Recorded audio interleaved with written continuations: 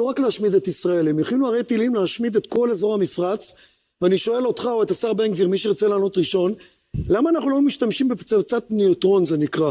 זה סוג של פצצת אטום שלא פוגעת במבנים, היא הורגת את כל האנשים באופן מוגבל, בכל המקומות. אני הבנתי השר בן גביר, מה אתה אומר על... מנה ראשון, תן לו. אני הבנתי... בן גביר לא רוצה להיכנס לו.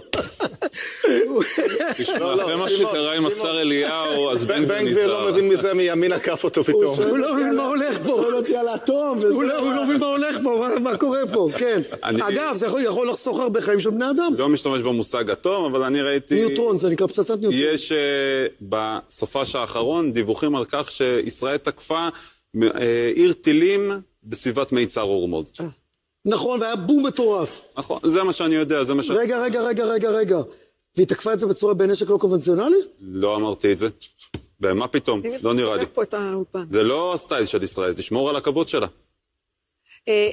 ריקלין. כן, שמעון. אני מכיר את החיוך שלך. כן. אני מכיר את החיוך שלך, השר בן גביר.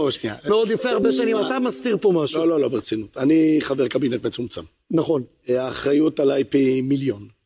עמדתי ידוע, ואני אומר אותה בצורה הכי פשוטה. אנחנו צריכים למחוק את משטר הטרור האיראני.